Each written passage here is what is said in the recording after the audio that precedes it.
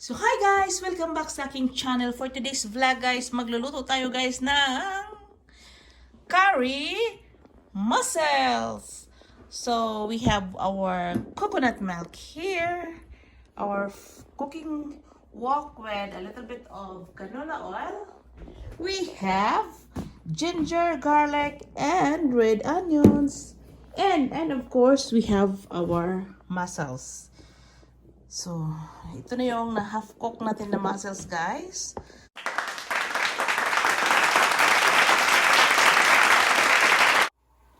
Ginger. Ginger.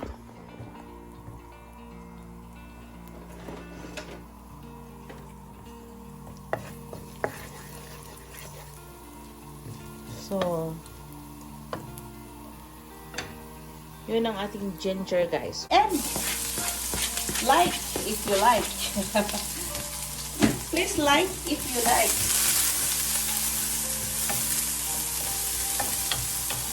Happy 4,000 subscriber mga besh.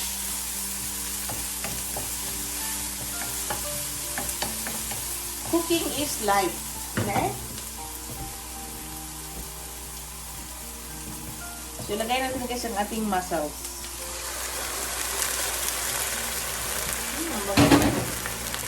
Ang bango-bango.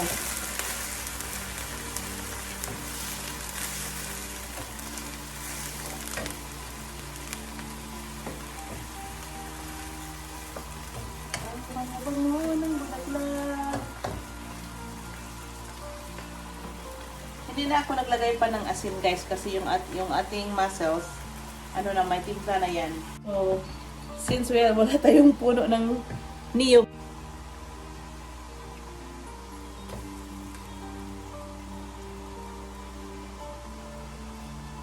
like and subscribe.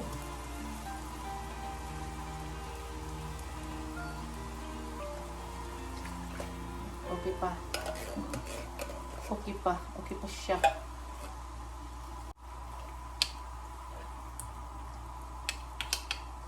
Oh my God.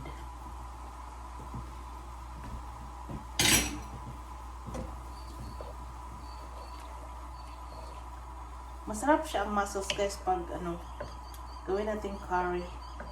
Yung una, ginawa ko, nilagyan ko siya ng coconut milk guys, pero hindi ko tinanggal sa shell niya. Pero ngayon, tinanggal ko yung shell.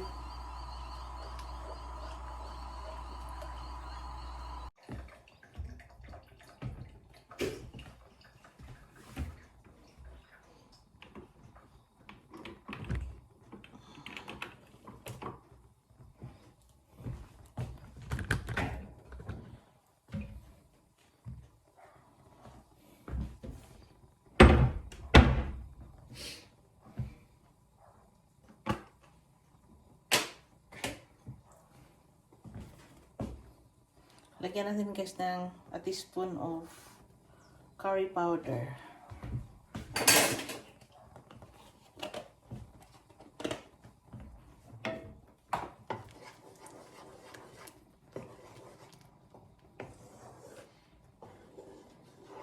Tapos guys, ilagay natin ang ating bok choy guys.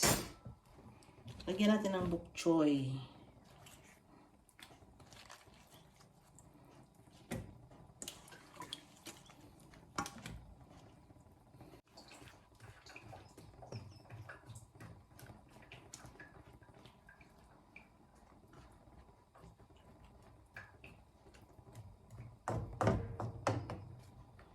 Masarap na yan guys.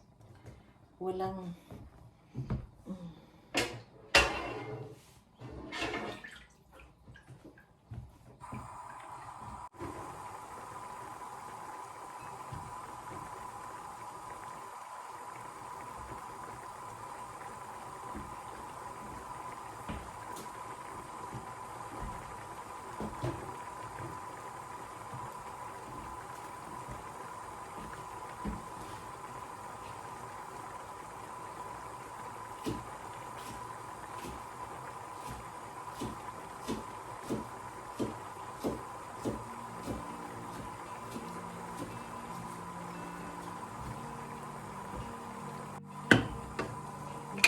color.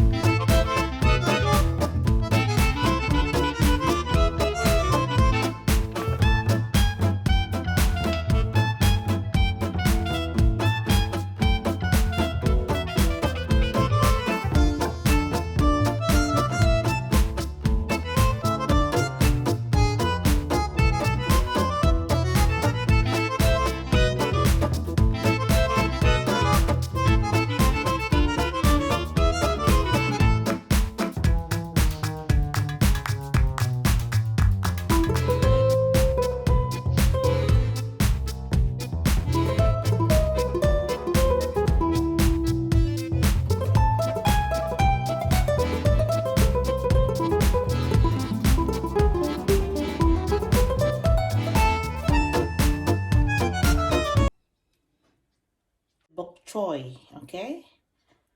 Curry mussels with bok choy. Guys, this is our final product. This is our curry mussels with bok choy. So if you haven't subscribed to my channel, please subscribe, like, and share. So this is Tess Tasty channel, guys. Have a good time. Cooking is life.